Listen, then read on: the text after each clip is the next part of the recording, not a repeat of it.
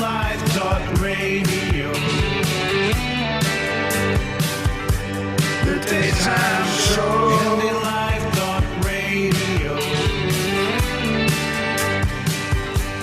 The daytime show. Indyliveradio.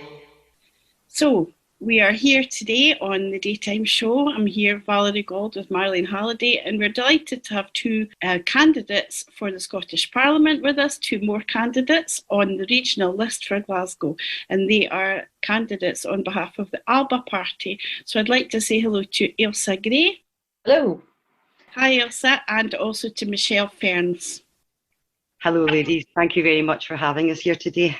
We're delighted that you've found time to speak to us, because less than 4 weeks now to the elections. So could I start, perhaps, some of our listeners will know about you already through your past activities, Business for Scotland and as a Glasgow City Councillor, Michelle. But could I come to you first, Michelle, and maybe just let listeners know a bit about yourself and what has drawn you to stand as a candidate for the Alba party here in Glasgow?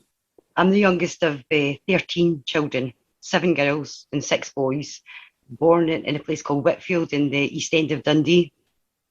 I stayed there till my early teens, moved about a bit and then settled in Glasgow when I was 16. I've lived here ever since. Initially in the south side of Glasgow, but for the last almost 28 years in the East End, which I actually love. So I've kind of just basically swapped the East End of Dundee for the East End of Glasgow, and they're very, very similar. The demographic of the people and the economic backgrounds and a lot of the challenges and stuff are very similar from where I grew up. When I was 18, I've got 4 kids. I'm a mum to 4 kids, 3 boys and a girl, ranging from a girl's 14, a boy at 17 who's away to head off to uni. We're the first of my kids to go to university, actually, so we're really proud, hopefully followed by my daughter, who's thinking that she might want to do law. Another boy at 27, and my oldest boy, who'll be 35 this year. So my oldest boy has got a very severe learning disability and is on the very extreme end of the autistic spectrum. I had him when I was 18. I guess the reason that I mention him is because so many of my choices and opportunities, and I suppose in terms of being able to earn, to be able to support my family and stuff, have been, I suppose, constrained by the fact that if you're an unpaid full-time carer, it's very difficult to earn a living, sourcing affordable childcare. The reality is I could never hope to earn what it would cost to have care for my son. And like a lot of people in my position, it meant that I spent a lot of my 20s and my early 30s living on benefits as a single parent. Fighting, Richard was diagnosed in the 80s when autism wasn't really, wasn't part of everybody's consciousness of, services are much better now. But if anybody had reference to anything, it was Rain Man. And so they thought that everybody who was autistic was, some sort of savant wandering about being some genius. And Richard was my son was definitely not that kind of autistic. He had lots of challenges to overcome. I suppose the reason that I mention all this because I think that the link between disability and poverty, the symbiotic link between the both, the fact is if you're poor, you're more likely to be disabled. If you're disabled, you're almost certainly most likely to be poorer economically for it. I started getting involved in having to fight for services really because they weren't available in the 80s and the 90s and the early 2000s. Richard had to kind of go away out of the city for about 4 days a week when he was just about when he got to about 13 to a school in Catrin because there was no services available in the city, and that was really hard for us as a family and really, really difficult for Richard as well.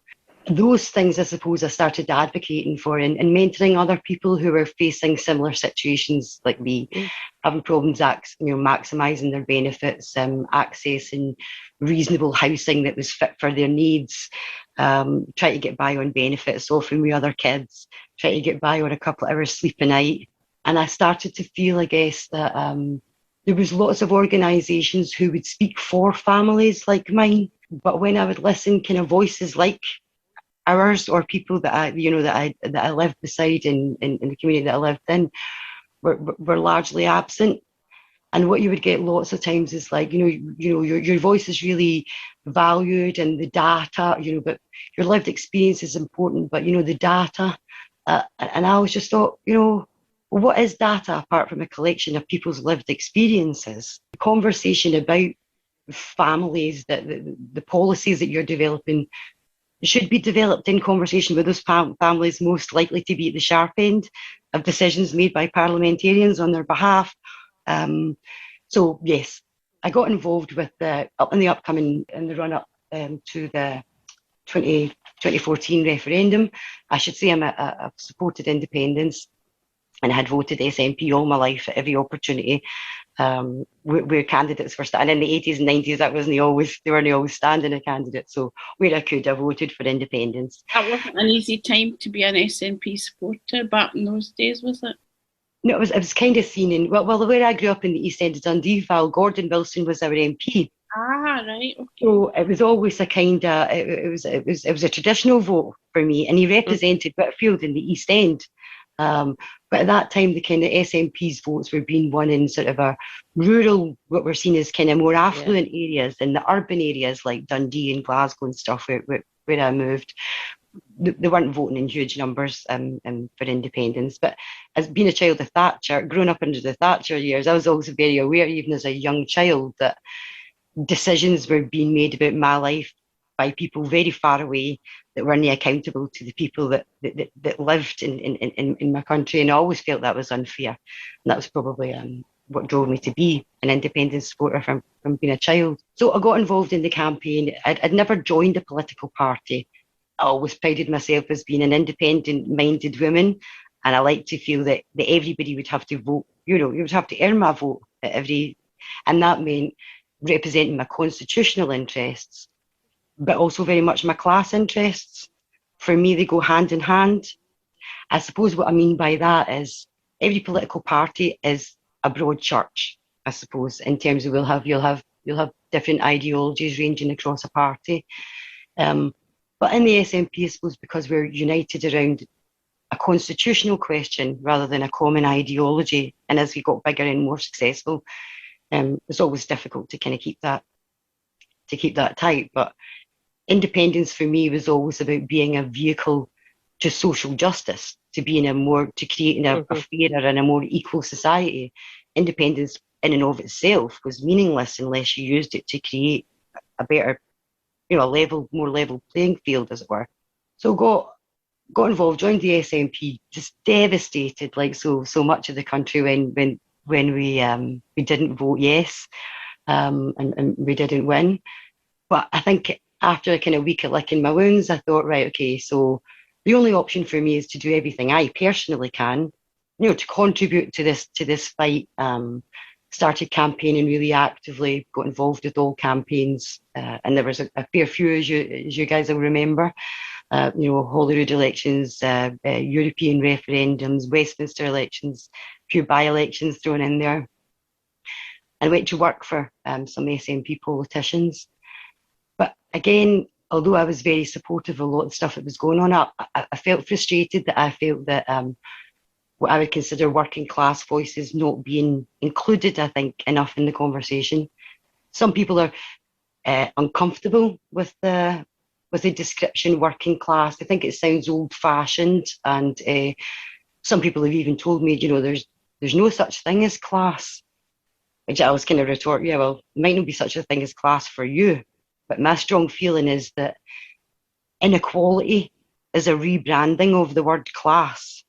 When we talk about class, what we're actually really talking about is inequality. And so for me, not so much, I don't believe that Scottish people, this will make me unpopular, but I don't think that Scottish people are inherently superior to any other people. I think that, as I say, for independence for me was about creating a situation where we could truly, meaningfully look at things like fair work, good housing, good early years education, actually, things that maybe couldn't be delivered over a parliamentary term. Poverty is not going to be solved in 5 years by any political party. Some of these problems are generational, and it's about kind of putting in the foundations, knowing that maybe you'll not see the benefit, or maybe even your kids will not see the benefit, much like independence in the 80s and the 90s, when the SNP were building that support. But that it would come, eventually, and putting those building blocks in at the beginning, those foundations in, and equality proofing those policies right at the beginning. And that's something that you've worked very hard for during your time as a councillor, no doubt. I did. I was quite surprised at my decision even to stand for council. I'd always thought that elected members were people who had definitely went to university, definitely, I don't know, I suppose it's not an unusual thing, I suppose, amongst working class people to assume that the voice of authority and intelligence and reason is delivered in a certain way. People don't say I, and they don't say the mora, they say tomorrow, but I speak like that. Lots of people in Scotland speak like that. I think one of the very strengths of Alba and what we're trying to create when we say we're trying to create a more diverse parliament, especially with 56% women, or women from a huge, a very diverse range of backgrounds, is yes, we've got brilliant lawyers, and we've got economists, and we've got people very experienced in project management, and what you don't have is, I suppose, a lot of people like me who have came from a background like mine, didn't really, left school very early, went to work when I could, usually in low-skilled, low-paid jobs to support my family, getting engaged in politics right up to the run up to the referendum, and starting to realise that actually that my voice was relevant. Lots of people thought the way that lots of people lived the way that I had to live, and my family had to live, and it was right that those voices were heard, because those kind of voices are massively underrepresented in Parliament. And I think for communities like the one I live in and represent, they feel that politics is something that happens to them rather than with them. So we'll come back to that in a minute, particularly to equality aspect, because that's something we wanted to ask you about. It's absolutely fascinating listening to you, Michelle. You're so eloquent about it. It's really great hearing that. And I'm reluctant to interrupt you because I'm engrossed, but I'm conscious we've got Ailsa here as well. And I thought maybe I'll come back to you in a wee minute if that's okay. So Ailsa, could I bring you in as well?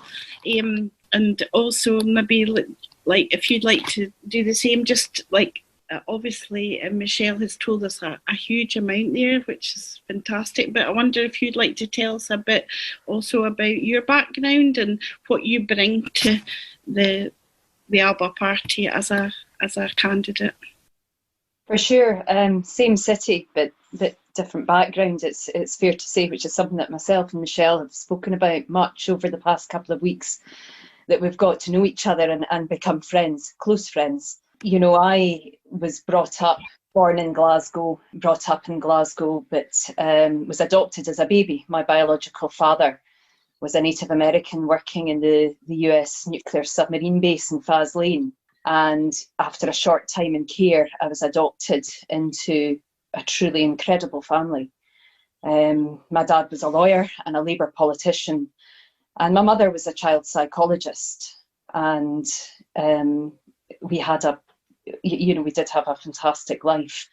When I told my father that I was following him into law, he made me read all of the high-profile miscarriages of justice cases that he could come across, so that I could understand that the law could be an ass. And interestingly enough, my parents, I went to Faslane, to the base where the women were demonstrating against the nuclear submarines, and actually not knowing about my family background at that time was a part of it. Don't know if you remember that, particularly in the 80s, the demonstrations that were going on there. Yeah, and apparently the nuclear warheads had been increased by stealth recently as well. So, it's just as topical now. So I went on to go into law. I followed my father into law. I wanted to emulate him. I absolutely adored him, and followed in his footsteps. And I probably shouldn't have done, because I was dyslexic, and there was not being biologically related, there was so different actually in makeup. But I worked really, really hard, had to work really hard because I didn't have his natural talent, and ended up becoming a corporate lawyer and moving down to London, because that's really where all the jobs were. They'd done away with the Scottish Stock Exchange, and really you moved to London if that's what you wanted to do. And after about 10 years down there, 7 years down there, I then moved up to work for a FTSE 100 company in Perthshire, a utility company. And my job was corporate law, but also corporate governance, advising board directors on their legal responsibilities. And it was there that it kind of dawned on me over the years that our economic system is rigged in favour of large corporates, and that this really doesn't need to be the case. We've got an economy in the UK that's incredibly neoliberal, and it dates back to obviously the time of Margaret Thatcher and her love affair with Milton Friedman. And that's the economy that we've ended up with. And the more that I looked into it, the more that I realised that it really didn't need to be like that, that there were plenty of countries around the world that were pursuing an economy that benefited all, where there was opportunities for people that cared about whether the economy worked for the people rather than just profits. And it was something that I was very alive to, dealing with the corporate governance, in the annual report, that's not the way that our economy worked. And by focusing solely on profits, it subjugated the rights of everyone else, employees, customers, suppliers, society, the environment, all other stakeholders came second to the pursuit of profits for shareholders. And I believe that's why we've ended up being one of the richest countries, but also one of the most unequal countries. Yeah. I'm struck by listening to both you. You're both so interesting, but so different. And that seems to me a real strength for a political party, as you say, to have, diverse candidates. So would you like to home in a wee bit more for the listeners on what led you to join Alba as a candidate? Ailsa, if I ask you first, it's obviously a big step to join a brand new party just starting out. It's a sort of leap into the unknown. Yeah, absolutely. It was a big step for me, not least because I was brought up in a family with a father that was in politics and vowed that I would never, ever, ever enter politics. That was one thing I was absolutely certain about. But, I realised that, the SNP, the lack of priority that they were giving Scottish independence and the lack of urgency with which they were pursuing it was something that really pushed me into joining the first ever political party that I've ever become a member of, and not just joining, but actually putting myself up as a candidate. I think that we have so little time to get our economy on track and in a way that we can deal with the ravages of the last 40 years of inequality, where we can deal with, the outcome of Brexit and what's going to happen with the Internal Markets Act now, which is taking even more powers away from the Scottish Parliament. I think I referred to it as constitutional sabotage, in a previous interview. We have so little time to address these issues that I felt that it was important to step forward for the party. Thanks very much. And yourself, Michelle, you were an elected office bearer in the SNP, so that also, it's a big step for Ailsa, also a very big step for yourself. A huge step, Val, and a huge decision. For myself as a single parent, walking away from a job and a wage in these very uncertain times was a huge commitment. I wouldn't be surprised to hear that I spoke over with my kids and stuff before I made the decision. For me, it was really simple. You'd asked me earlier on about my job in the council. rather quickly, I became convener for workforce, which is, I suppose, political oversight over everybody that works for Glasgow City Council, which is, at last count, just a couple of hundred shy of 30,000 people. Massive responsibility, but I have to say I absolutely adored my job and all the people that I worked with. Be that the officers that I worked with, my colleagues, and the trade unions, feeling like it was a very good job in the way that you felt that you were really tackling, maybe not massively global issues, but small practical steps that made working life easier for people, especially those people with vulnerable characteristics that had been, or who were carers and stuff, who had been locked out of employment, meaningful employment, because other plates they had to keep spinning. And very quickly, so I had just taken over that role when I was part of the administration that had settled the equal pay claims for thousands of women across Glasgow. Yep. I want to make it clear here, because it's been an issue of some contention here. I've never claimed responsibility for negotiating and delivering equal pay. I was part of a team, an administration, a historic SNP administration in Glasgow, we had decided very quickly when we were elected that, unlike the administrations before us that spent 10 years fighting women's claims, that we were going to do everything we could to facilitate the claims and find a plan that worked for Glasgow, because £500 million is a lot of money to deliver. And I was very proud to be part of that team. But what I would say strongly, Val, to you, is the people that deserve the most credit for delivering that deal is the women themselves. The women and those supporters who refused to go away for 10 years while they were knocked back, and I think poorly served by administrations, a whole host of people. But those women have every right to be proud. I am proud. I represent a lot of them in my constituency that got life-changing awards. That was I've had women tell me that it's the first time they've been able to take their kids on holiday in their life. Had other women tell me that they were able to put a deposit down for their kids for their first house or for their grandkids. No money is squirreled away in accounts in the Cayman Islands. Money that's spent here in the East End.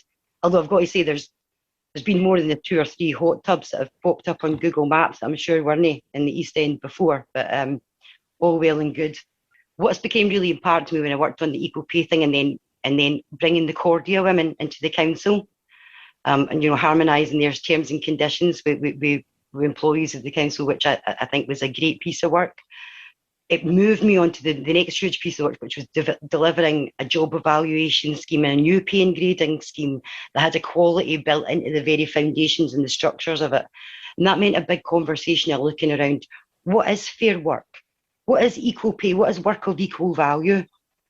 Does the work that a care worker do, is that of equal value to a man who's emptying bins? Is that of equal value to a project? It's about opening up the whole conversation about what is essential work and how we value that, especially the parts of essential work that are delivered massively by women, which are caring roles, which, whether that's in the home or whether they're in their work, have been devalued as not being worth as much financially. And that's where the conversation needs to start, not just for women, for everybody. That's the things that drove me into politics, and the things that made me go to Alba, and made me feel. The underlying and underpinning thing for this is, you should never forget, is the desire for independence. And why you desire independence. A devolved government will only ever be able to mitigate against the worst effects of Tory policy in Westminster. And I believe it's going to be a Tory government in Westminster for a long, long, long time to come. Scotland doesn't vote for that. And it certainly doesn't vote to make itself poorer. And whilst I have worked hard as part of my previous party to deliver some of those policies and looking at mitigating the worst effects, we're never going to be able to meaningfully challenge them in a devolved government. We need the powers and all the levers over tax and spend. Yeah, I mean, listening to what you've been saying, Michelle, I mean, I'm suspecting that you'll probably be in support of policies like universal basic income, applying well-being economics into, government decision-making. And those are exactly the kind of policies that, well, certainly universal basic income could not happen until we're independent, given that there's absolutely no chance that Westminster will ever do it. So am I right? Are those the sort of policies that, you would support? Marlene, it's almost as if we've met each other before. Yes. I am massively in favour of a universal basic income, not surprisingly. Why am I in favour of that? Because it's a bit like we were talking about before about inequality in class and the labels that we put on people and how people are uncomfortable with those labels. What universal basic income means to me is about delivering dignity. I don't want to be referring families to food banks, families that are both working. How abhorrent is it that we live in a country where you have families with two parents in work that can't afford they have to decide between putting money on their electricity meter or buying a dinner, buying a pair of shoes, or some disaster happens, like your washing machine breaks down, things that are, they're a real crisis for a lot of families. They're hanging on by their fingernails. It's about dignity. It's about, UBIs. I think that the pandemic has brought into sharp focus the inequalities that exist, not just across our country, but even in cities like Glasgow, the West End compared to the East End, the disparity across the city is huge. Yeah. But the hope that, sorry, I know I'm going on, but just this wee point about is that I think during the pandemic and the hope that the vaccine has given us demonstrates the value of a socialised healthcare system, right, where it's free to the point of all. There's a vaccine available, everybody gets it. Doesn't matter what economic bracket you live in or what part of the city. If you need it and you're vulnerable, you get it. The same principle applies to UBI. If we're able to provide a socialised healthcare system, there's no reason why we can't preside over in an independent Scotland a socialised welfare system that says, right, here's a safety net that nobody gets to fall below, right?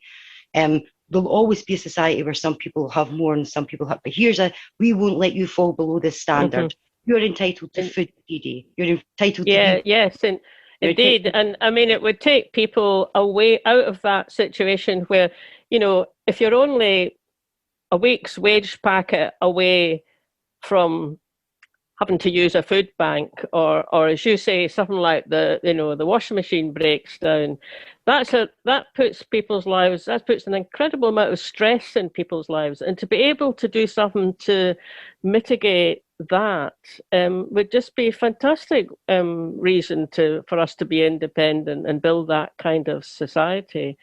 Well, the main reason I would say, Marlene, is to build that kind of. We talk a lot about what kind of society we want to be. Well, the power for that lies in our own hands, and that we need a supermajority and a huge pro-independence vote to send pro-independence parliamentarians to the Scottish Parliament, so that a Westminster government, they can't ignore a Scottish Parliament the way they can ignore one party. I think if the Scottish Parliament is strengthened by pro-independence voices, that can only be good for the representation of people of Scotland. Yeah, so that, I mean, you've just mentioned the supermajority, which is certainly was a hashtag sort of slogan. I mean, it's being used a lot actually within the Alba party, isn't it? Although, of course, AFI party talked about that as well.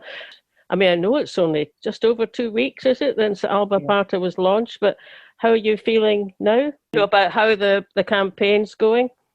Really energised, to be honest, and really hopeful. I think Alex Salmond has mentioned before about a kind of what we've talked about in the Alba party and amongst the candidates is very much feeling that spirit of 2014. It doesn't feel like a kind of top-down campaign. It feels like we're giving voice to what lots and lots of people are feeling, which is frustration with the length of the process of actually becoming independent. We're not, I understand the arguments that people make about a majority for the SNP, and in fact, the Alba party is promoting that you give your first vote on the constituency list to the SNP. What we would like to see is a parliament strengthened by as many pro-independence voices as possible. I suppose what the super majority offers us, as I've said before, is that I think speaking with the voice of a Scottish Parliament puts really much more weight. We've heard lots of discussion about, Boris Johnson won't be able to ignore the will of the Scottish. Well, Boris Johnson has been ignoring the will of the Scottish people for a long, long time, Marlene. Yeah. For me, the best predictor of future behaviour is past behaviour. Now, I don't need to be a psychic to see that Boris Johnson is not going to give Scotland a Section 30, because Boris Johnson tells us once a week himself he's not going to give us a Section 30. Yeah, exactly. Can I just bring Ailsa in? Ailsa, how are you feeling, about how things are going so far in this campaign? Again, enormously energised. We are all being involved in the drafting of policies. And we're all being involved in the drafting of policies. We're all being included in that, and that's incredibly exciting, because we've all come from very different backgrounds, very different life experiences, and coming at things from a different perspective, and it's producing great policies. Because we are viewing our policies as you would, we were an independent country, and I think the SNP, when they get into power, we're talking about having an inclusive growth economy. That's one of the reasons why I supported them and why I agreed to go on the board of an economic development agency, because of these inclusive growth policies. But they've rowed back in them. They then had this Sustainable Growth Commission report, which is akin to a banker's charter, to be quite honest. And the only way that we can achieve the policies that Michelle was talking about is through independence, through achieving a supermajority. I ask him, you're both very strong women. It's great to see Alba has got more than half of the candidates are women. I think of all the political parties, I think you've got the highest percentage of women candidates, about 56. And I was interested to see at the weekend, there was a women's conference with different themes. Interestingly for me and Marlene, one of those was older women, which doesn't often get much airtime or publicity. So I wonder, we'll come to you first this time, Ailsa, and then to Michelle. Did you want to say a little bit about how you found the women's conference at the weekend? Deeply moving is probably the way that I would describe it. I've not been as close to many of these issues as many of the women that are candidates, within the Alba party, and so I was sitting and observing and listening to what they had to say and the wonderful speakers that they had at the conference, and it was an open, friendly, safe place where many women whose voices had not been heard for an awful long time were being heard in a sympathetic manner. Michelle, I don't know whether you'd want to add on anything to that. Absolutely, I would say everything that Ailsa says there, and probably add on, yes, inspired, moved and exhilarated. I think the women who were there very much fed off that positive energy of, I've seen a lot of comments and stuff on social media, but what I've yet to see is any negative comment from any woman who was there.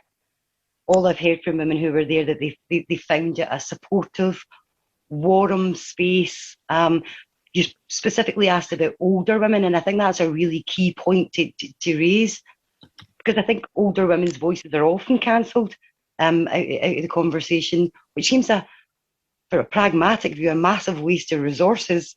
I probably would count myself in my 50s as being an older woman myself these days, but still being the youngest of 13, my sisters and brothers still refer to me as the Baron, which is highly endearing, given that I've got a grandchild of my own.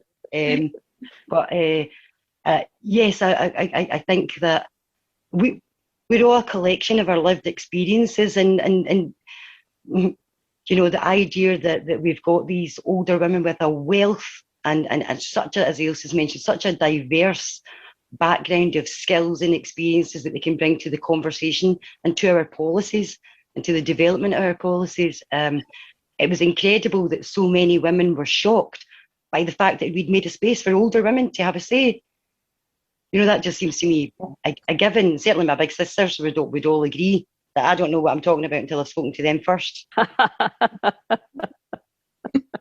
And then I noticed that on the back of that your party's brought out a policy statement on women inequalities.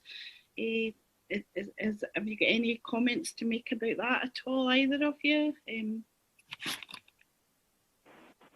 So do you want to go first? Ailsa? No, I can't remember Tasmina's quote, which I just think encapsulates it so wonderfully, Michelle. I think that's all I would have to say. And of course, at the top of my dyslexic brain, I don't remember what Tasmina's quote is, but it's just encapsulates the whole day and everything. So I wish I had it at my fingertips. I've got a statement here from The very end. It's at the very end. It says, Alba acknowledges that no single protected characteristic is more virtuous or more worthy of recognition and safeguarding than another. They are all fundamentally important, each on their own and as a collective. I'm not sure if that's the one you meant. Absolutely. I couldn't say it better myself. And completely non-controversial, you'd think. On my social media this morning, the Women Inequalities policy statement popped up, and I read it, and what I thought was, well, what's said there is reasonable, it's equitable, and actually it's also in sync with what most people in Scotland feel about that whole area. I mean, it is going back a bit, but it was June last year, there was a panel-based poll where people got asked their quite specific question about what they thought the definition of a woman was. And so there was two choices. 66% in general came out for the traditional definition of the word woman. And yet there's been this whole fancle really about not being able to have a civilized conversation about the thing. So I was quite pleased when I saw that declaration, because maybe that's a start in a way of being able to kind of engage in a more reasonable conversation, because nobody wants anyone's human rights to be trodden on or, put into second place or anything like that. But it just needs to be a good conversation about it. I think so. One of the things that was raised at the conference was that recently we've had so much heat around the issue, but very little light. And I think, as you say, the lack of discourse about it is one of the key issues. And also there's been an attack on freedom of speech, with people accusing others of being all sorts of things which they're patently not. And I think that freedom of speech is so important. And we need to shine a light, and we need to have discussions, and we need to be accepting of everyone, but to listen. We need to listen. I think what Ailsa says is absolutely 100% correct, in terms of nothing that's in that document should be controversial. The main statement is that rights are not like a cake that run out. There's rights. There's enough rights for everyone. We can live in a Scotland where everyone has rights, and nobody's rights are promoted at the expense of others. I think this is just this is what frustrates me, is that I think we approach the argument from the wrong end. It's the oldest trick in the book, divide and conquer. Make poor people think it's other poor people that are making them poor. It's benefit scroungers, it's immigrants, it's people that are. That's not my experience of living in Scotland. It's not my experience of my neighbours and my family and my friends around, but that's not who we are. I think what we were hearing at the women's conference, which was difficult to hear and emotional for some women to share, was that for a long time that women have felt excluded from the conversation about what it is to be a woman and how that impacts on your life. And women have felt shut down by that. And that's not okay. That shouldn't be okay. for anybody in government to feel like half of the population feels that they're not allowed to speak up. Now, that doesn't mean everybody's going to agree, and that's why one of our aims in our policy statement is to say that we support a citizens panel. We want to have a conversation. We want to hear from everyone. We're excluding no one from that conversation. We want a safe space where everybody can bring their opinions to the table, and we thrash it like we always do. We thrash it out. We come to what we think is a reasonable position where we feel we're providing a safety net, but for everyone, and that does mean everyone. Nobody's excluded from equality in Alba's policy. I mean, nobody should feel themselves to be excluded. But having a conversation is where it starts. It's how we put checks and balances, and to make sure that we are taking a temperature check to make sure that we are actually representing the people that we're supposed to be representing, all of them. I would wonder if both of you have maybe got a brief final word that you'd like to say just about what lies ahead in the next few weeks. I mean, really, we're hoping that despite the mainstream media not covering any of the candidates, at least in a positive light, and certainly anything that we have to say, that the message gets out there that we support an inclusive world for everyone, that we're pursuing a Scottish independence that is for everyone, where there are opportunities for all, and that the only way that we can achieve this is with a supermajority, a pro-independence supermajority, because then Boris Johnson is not facing down the SNP, he's facing down a pro-independence parliament that's been put in power by the Scottish nation. And I think that's really the point that I would like to get across. And I hope that people vote for Alba in the list vote in Glasgow. I think I started off by saying that I believed in and supported independence all of my life. I feel now in 2021 it's more urgent than it's ever been. I think on the back of many challenges that are coming on from Brexit, from the internal market bill, from the noises coming from Westminster about dismantling devolution, the very likely austerity max, the political choices that will be made in Westminster for how we recover from the pandemic. These things have made independence more urgent than it's ever been. I don't think that we can afford to wait.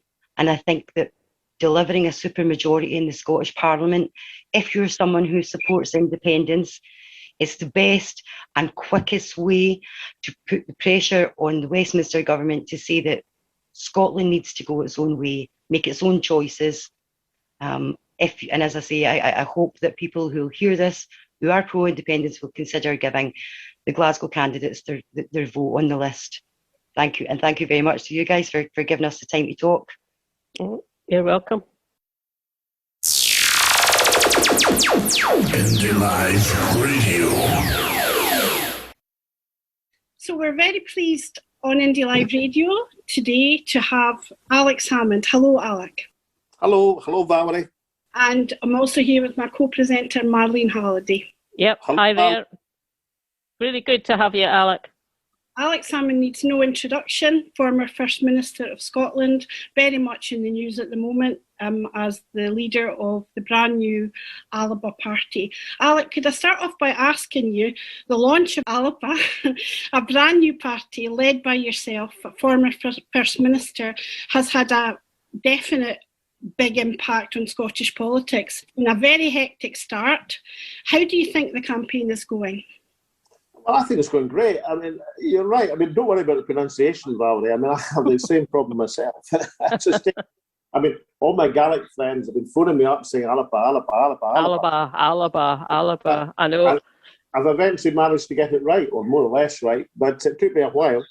I think it's gone great. I think we're about to celebrate our 3rd anniversary. That means we're 3 weeks old. 3 weeks old, yeah. And we've got 5,000 members, a lot more than the Liberal Democrats. We're closing in on the Tories and the Greens. We've got twice as many MPs as the Scottish Labour Party. 2, they've got 1. And we've got more councillors, I think, than the Greens now. And above all, we've got 32 brilliant candidates, the length of bread for Scotland, 18 women, 14 men.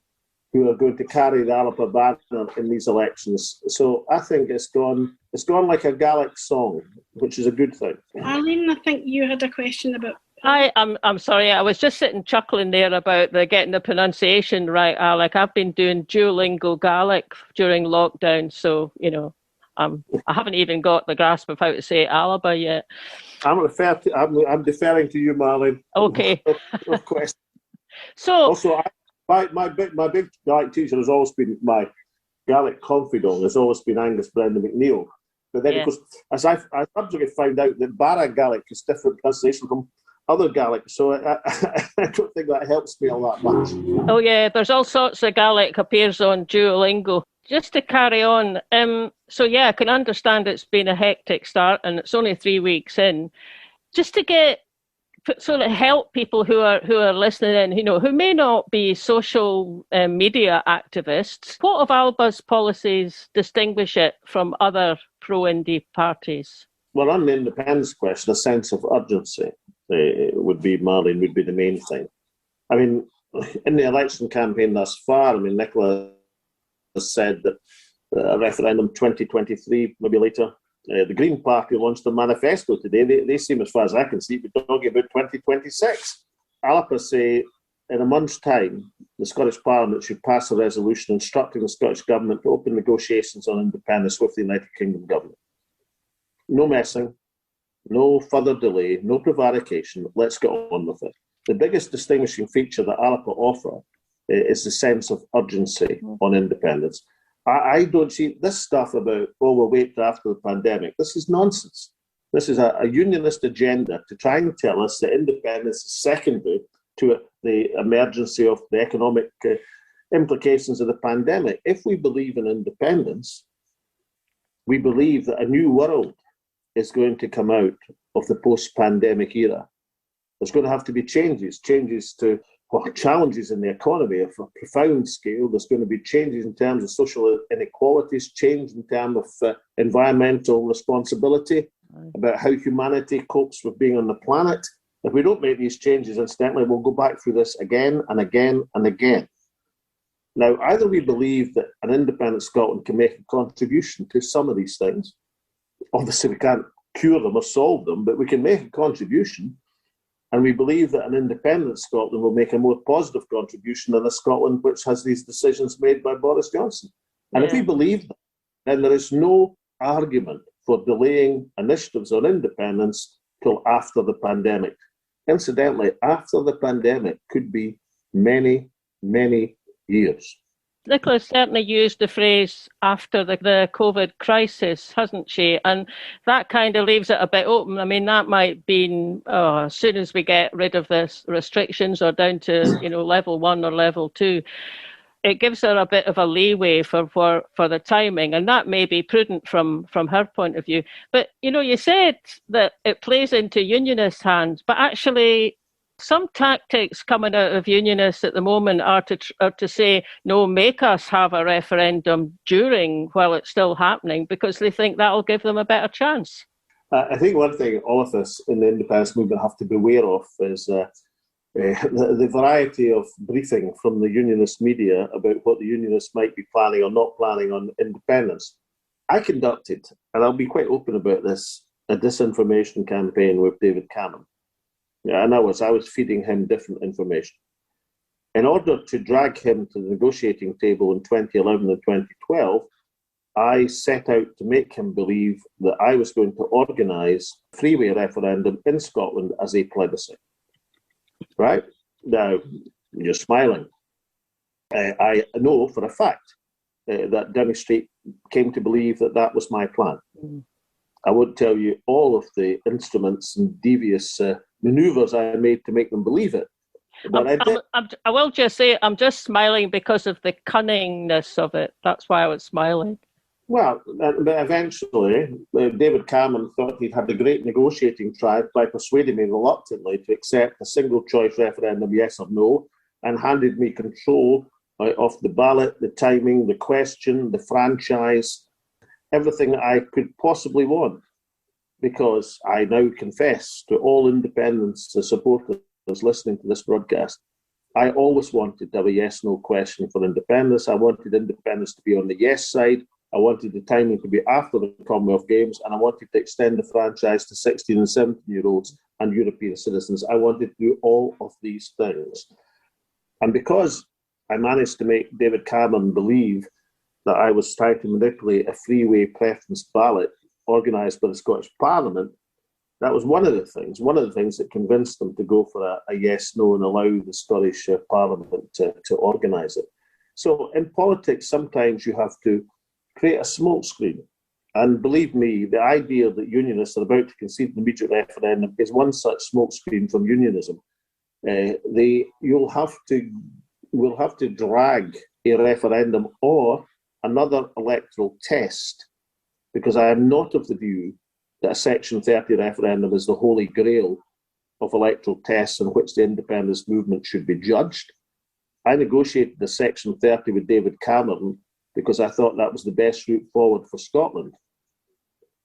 But we are going to need resolve, determination and statecraft in order to drag another electoral test out of Westminster. And the Alba Party's fundamental claim in this election is that we are far more likely to do that with a supermajority of MSPs supporting independence than we are with a narrow majority of SNP MPs.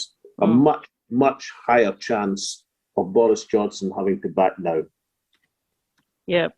And I have a question that you are standing on the list in the northeast of Scotland, and this question it's quite a specific issue, and it's particularly important to a lot of people in the northeast, and it's to do with oil and gas workers, but it's not really economic, it's more of a public health issue.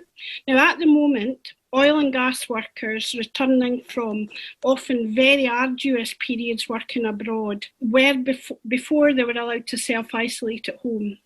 But they're now required to self-isolate in managed quarantine in hotels. Now, despite the very high costs, which some workers have to pay themselves, the conditions they're in, and I know this personally, I know all the details from a family member, the conditions are very poor. Now, the Scottish Government say that this situation is under constant review, but it is currently impacting really significantly on the mental health of not just the workers, but also their families, to the extent that some of them are not even coming home in between their periods of duty anymore. And I wonder if you were aware of this, and if you are, what do you think could be done? Yeah, I'm aware of it. And I think the conditions in which people quarantine, incidentally, I'm not quarrelling with quarantine regulations because I understand totally the danger of variants on COVID and coronavirus escaping into the population in Scotland. But I would quarrel substantially with the conditions in which people are being spending their quarantine. There's no reason for this. There's no excuse for it. It's penny pinching of the nth degree. I happen to know there is sumptuous hotel accommodation in Aberdeen available. It's closed at the present moment. It's locked up. Available to be purchased for a reasonable cost. And that accommodation is there and available. And it is outrageous, the conditions that people are being forced to spend their quarantine in.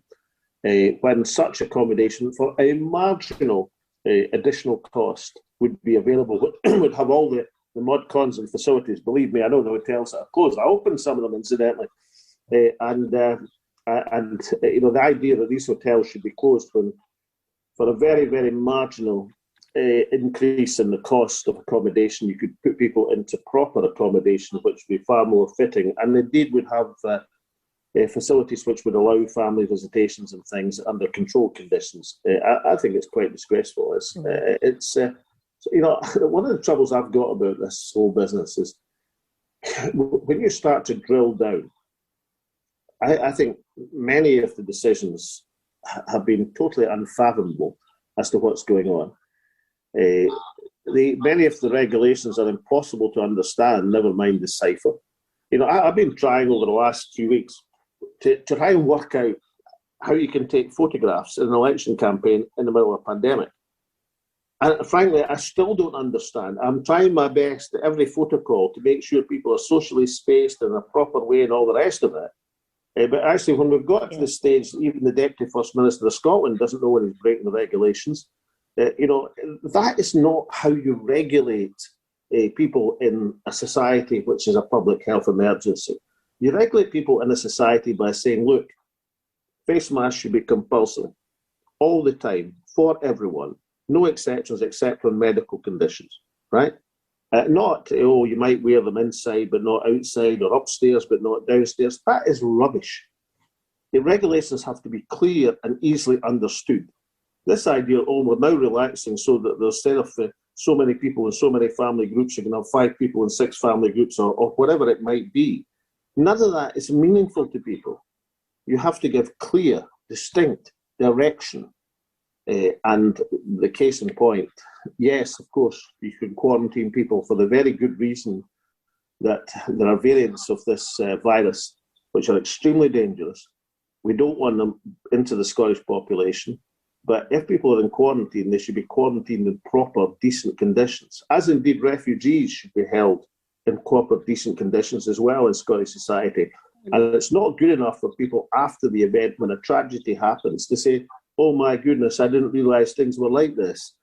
It's time to do something about it now. And, if I've got any influence in the matter, come 3 weeks' time, for my constituents in the North East Scotland, I'll be doing something about it right away. Even if I have to go and open up the requisite hotels myself, that people can stay in reasonable comfort. Can we go back to some of the terms that are used in the Alba party? So this term supermajority, so I don't know who coined it, but it's certainly come to the fore since Alba launched, and it's very prominent on your website. When you use the word supermajority, I mean, what do you mean? I mean, how many MSPs is a supermajority?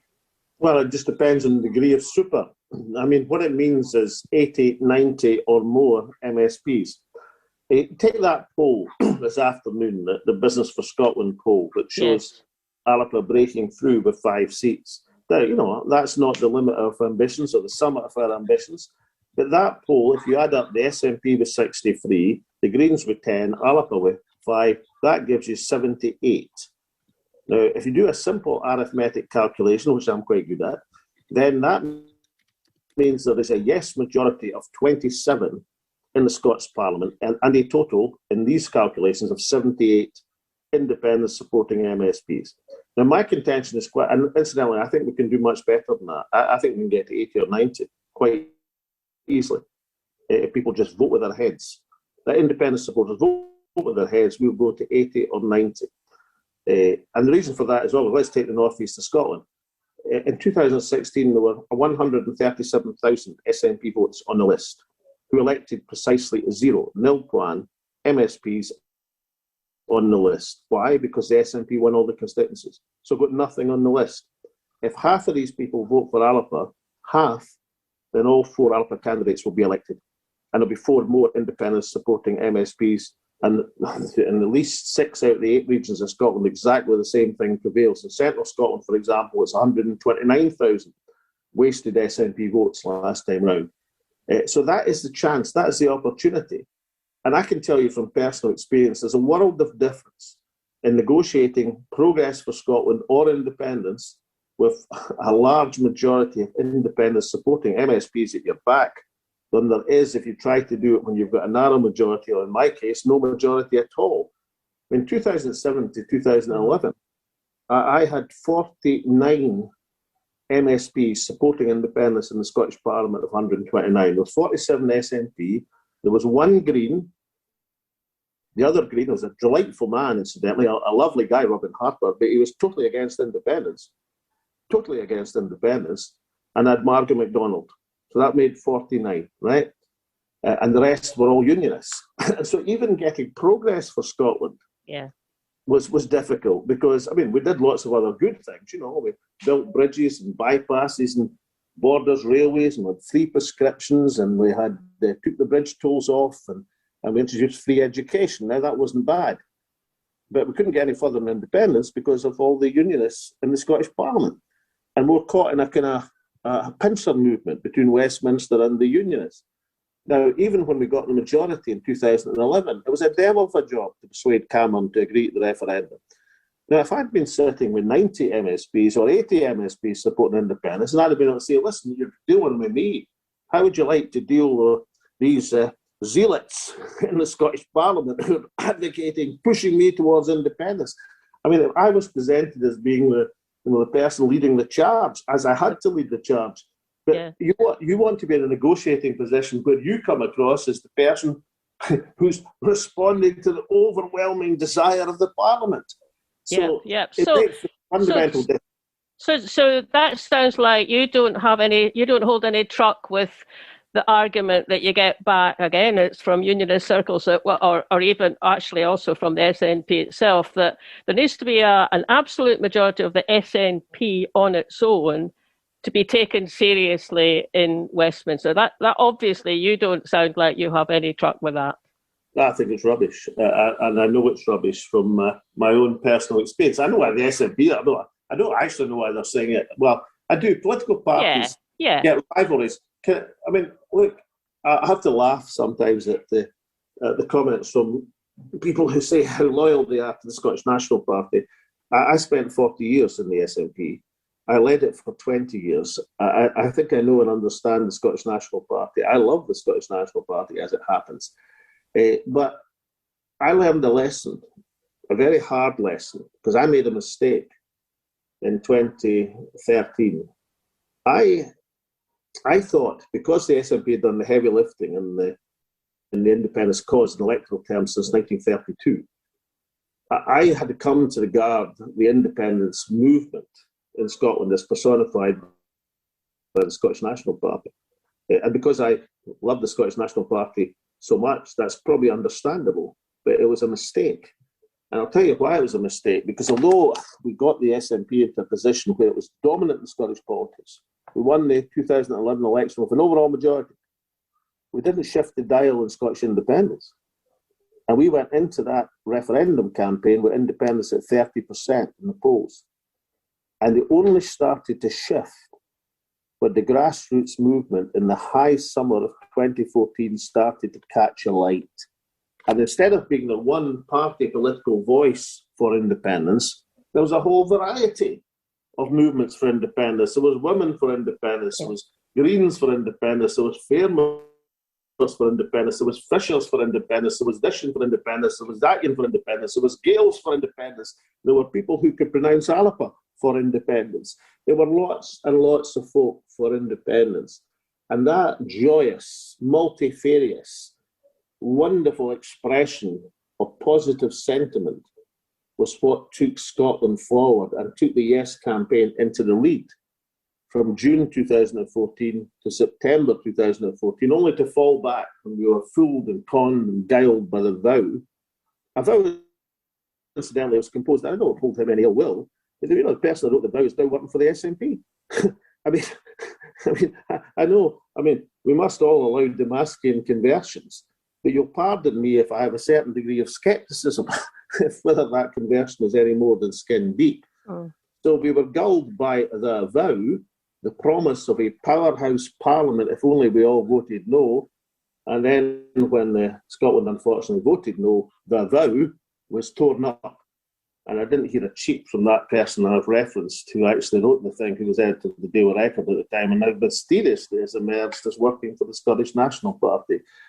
Well, you pardon me if thinking perhaps with 40 years experience, 20 years as leader, I probably know the Scottish National Party a bit better than the erstwhile editor of the Daily Record. So when I read his tweets and the impressions of how interested he is and committed he is to the SNP, what I think to myself is, aye, right. So the SNP is not the embodiment of the national movement of Scotland. That was a mistake I made. I don't intend to make it again. And the cause of independence will be strengthened if there are a number of parties arguing independence from a number of points of view, comprising that supermajority, which actually has a chance of facing down Boris Johnson, as I had to face down David Cameron in 2012. Yeah. I mean, it's really interesting hearing you say that and characterising it as a mistake, Alec. And you probably saw you were getting lots of nods from me and Val as you were saying it. And, you know, everyone voted yes in 2014. I mean, we remember what it felt when we woke up the next morning, and, you know, don't want that to happen again. So, look, can I just, I know Val's got a question that she's going to be asking in a minute, but before we do that, the polling, can we just talk a bit about the polling? So I must admit, if we'd been talking to you last night instead of today, you know, I would have been saying to you quite straightforwardly, look, the polling returns are not looking very rosy for you, but there has been this panel base out. Well, it was out today, but it goes up to the 12th of April, which has got Alba on 6%. And actually, the previous panel-based poll, which was back in the 1st of April, also had Alba on 6%. So maybe there's a wee bit of something going on there. But, you know, it's there. And that gets you to, even though that hasn't gone up over the 12 days, actually that does get Alba on the cusp of what's needed to get list seats. But it's still a big ask, isn't it? I mean, you said at the beginning, this is your 3rd anniversary because you're 3 weeks in and there's only another 3 weeks left. Have you maybe left it too late in launching Alba? No, not at all. I had an auntie, you know, back in Livgate, back in the day. And every time I spoke to Auntie Abby about independence, she'd say, we're not ready yet, son. And she was a wonderful woman, a great auntie to have. She fed me Lucozade and beans and toast whenever I wanted it. But in terms of independence, she always said, Auntie Abby said, we're not ready yet, son. Now, there is a streak of pessimism, imbued pessimism in the Scottish character. But there's also a streak of hopeful optimism. This is not difficult. This is arithmetic. If half of the SNP list votes vote for Alba, then all 32 Alba candidates will be elected. That is what will happen arithmetically. And the loss of SNP seats will be next to nothing. In most regions of Scotland, nothing at all. In the northeast of Scotland, in central Scotland, in Lothian, in Glasgow, nothing at all will be lost for the SNP. Everything will be gained for Alba. And the more seats that Alba have, the more urgent will become the cause and quest for independence. Therefore, it's in the people's hands. There is very little, if nothing, to lose. There is everything to gain. And therefore, is it too late? No, it's not. It's just a matter of getting that message across. Right now, my estimation is about 20% of the former SNP list votes are going to vote for Alba. And the only reason it's at 20% is the other ones don't know about it. I think we'll get that to 50% in 3 weeks' time as we get that message across. This is a three-line conversion. Well, I'm saying to folk in the Broch, and we canvassed it last Thursday night, I said, 137,000 SNP votes got nothing. 2, if half of you switch to Alba, all 4 of us will be elected. And 3, when we are elected, we're pushing forward on an immediate independence agenda with a sense of urgency. It's a three-line conversion. And I'm telling you, more than half of previous SNP voters, some of whom a bit disillusioned, it would have to be said in the Broch, some of whom had tinkered with other parties because of the European issue, more than 50% said, right, we're switching to Alba. So that is the message to get across. We get it across. We're cooking with gas and we'll take some stopping. I ask you, you touched on media there. You mentioned former editor of the Daily Record. Into an interview you were doing on LBC with Ian Dale earlier this evening. We're recording this interview on Wednesday evening for Friday's programme. And I noticed that you mentioned the fact that you were glad to be on LBC because you weren't getting access to other media. I wonder if you'd like to comment on that. I didn't catch all of that because the sound cut off. The question was about the current lack of coverage that you're permitted on the media. That was what I was trying to say. That's the bit that I didn't hear. So, well, okay, if I was to say what's the single biggest obstacle in this campaign, it would be BBC Scotland, right? And I'm not surprised, of course, because incidentally, the BBC, in one of the very, very few interviews, have deigned to give Alba over the course of this campaign asked me if they thought that President Putin had interfered in the referendum in Scotland in 2014.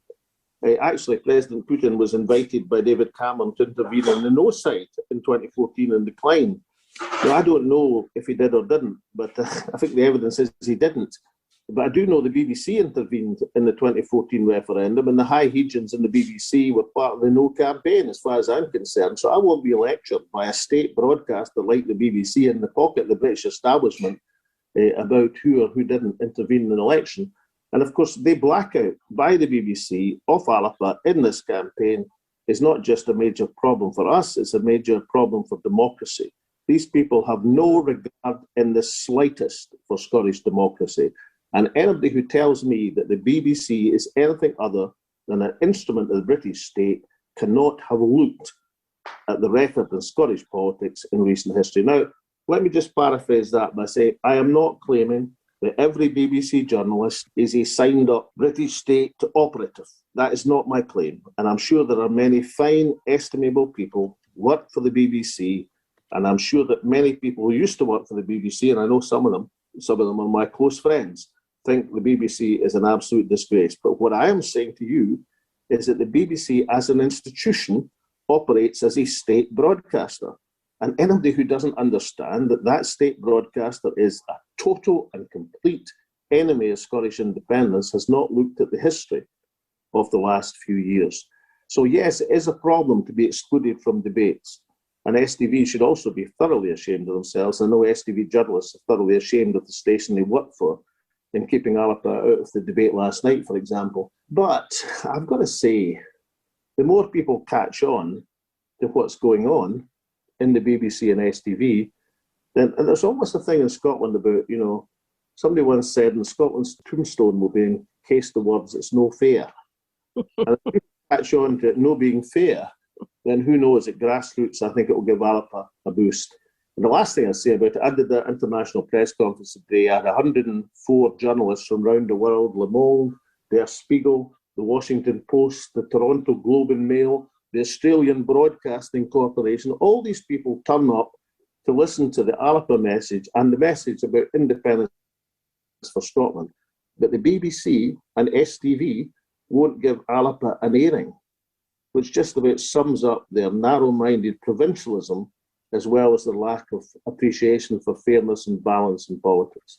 Yeah, indeed. And one of the things that would be good to get sorted after we're independent is to, do something to set up a public broadcaster system and the newspapers as well, actually, that's a lot fairer than it is at the moment. Can we make the last question? I've been told that I've got a campaign conference to go to.